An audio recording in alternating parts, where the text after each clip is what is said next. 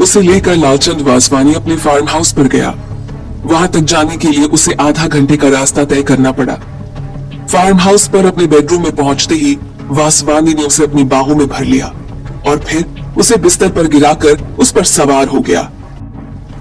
हसीना महज खिलखिलाकर रह गई। लालचंद वासवानी के होंठ उसके चेहरे पर मोहर अंकित करने लगे। धीरे धीरे दोनों की सांसें भारी होने लगी। डार्लिंग, नशे में डूबे से स्वर में उसने कहा। तुम बहुत खूबसूरत हो, वासवानी बोला। कितनी बार कहोगे? अदा भरी मुस्कान उसके अधरों पर मचली। जितनी बार तुम मेरे करीब आओगी।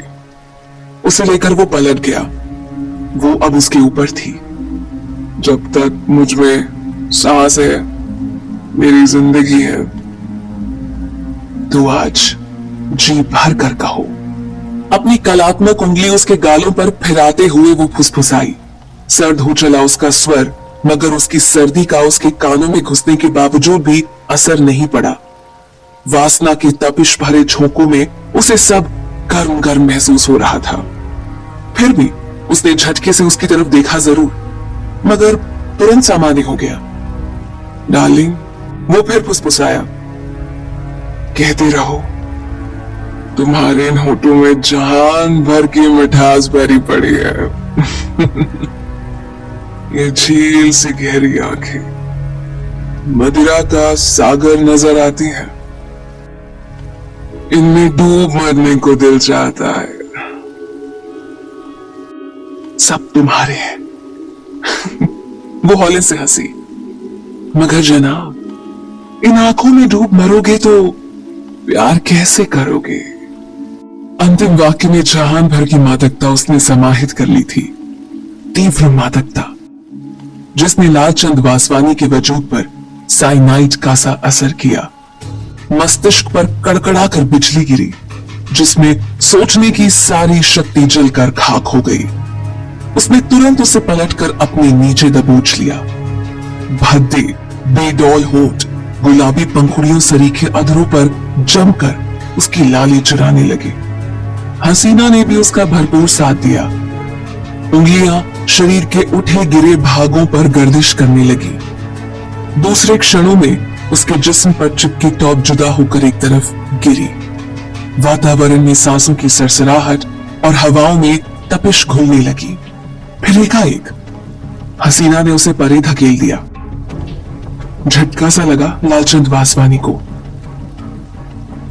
क्या हुआ डार्लिंग? उसे झटका सा खाए लहजे में घूरा। रुको। उसने अपनी सांसों पर काबू पाने का प्रयास किया। मेरे ख्याल से हमें एक एक बैग ले लेना चाहिए। ओके।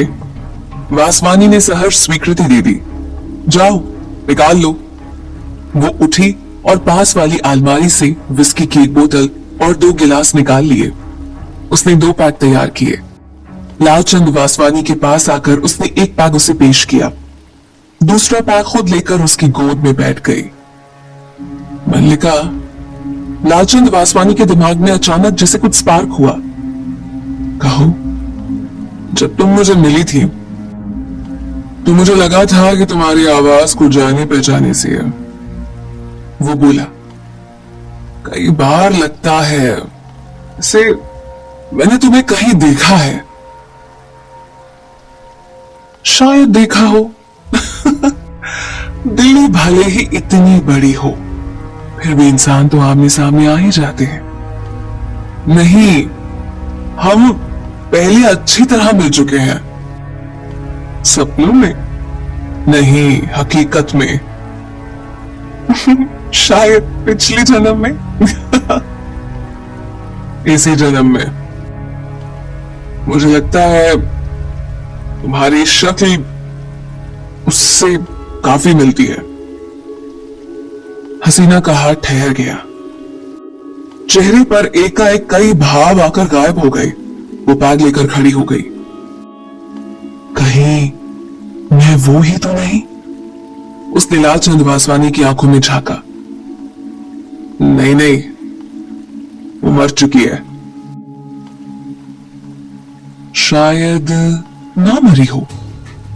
नहीं, वो मर चुकी है। उसने पैग अपने होठों की तरफ बढ़ाया। उस पल छपाक से हसीना के प्याले में बची शराब उसके चेहरे से टकराई।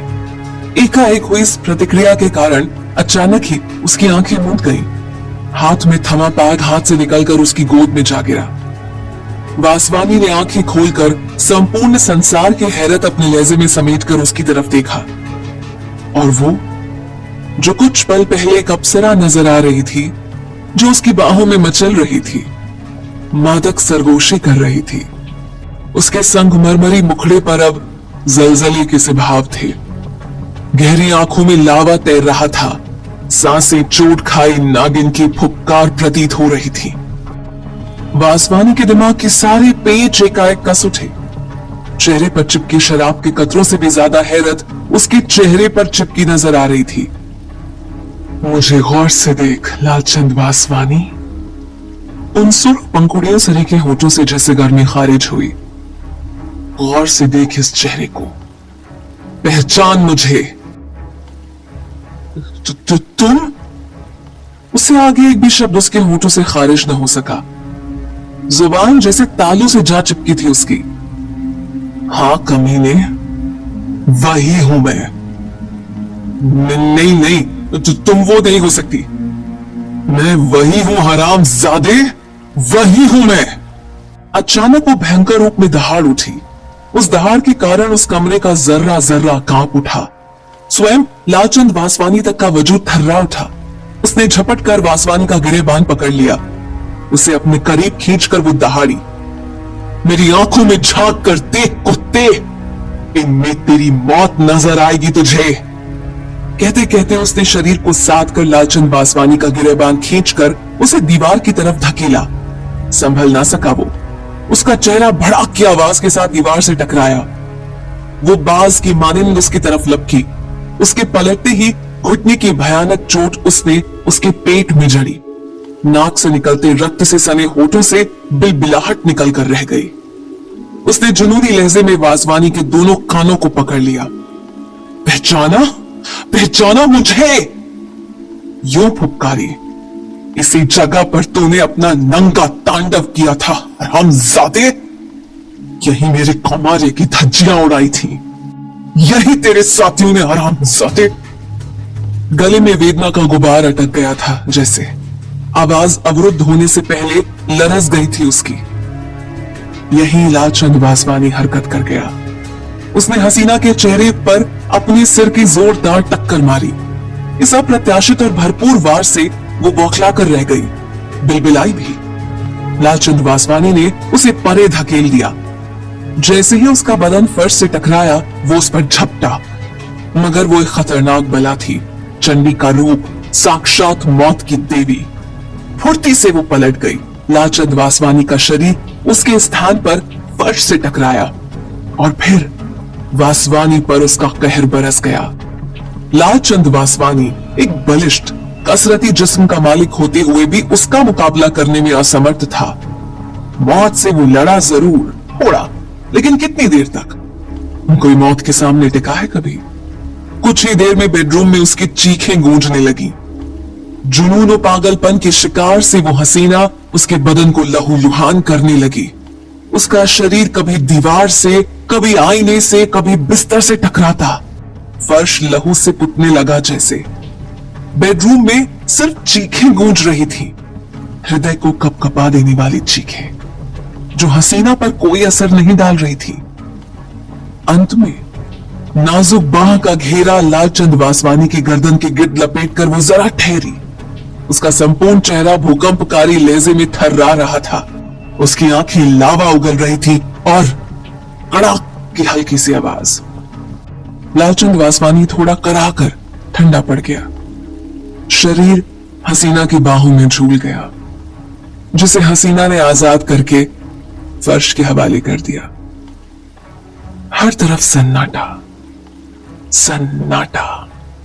उस सन्नाटे में उसके फूल रही नथुनों से निकलती नागिन की फुफकार जैसी सांसों की सरसराहट, लहू से सना उसका चेहरा अति भयानक प्रतीत हो रहा था। छत में लगा पंखा बदस्तूर चल रहा था, बाकी सब जैसे थम चुका था। हवाएं तक ठहर गई थीं। लालचंद वासवानी का जीवन चक्र रुक चुका था। जीवन समाप्त हो चुका था। ये खूबसूरत हसीना तो कातिल शेरनी निकली जनाब, जो अपना बदला पूरा करने की फिराक में है। पर क्या उसका बदला वासवानी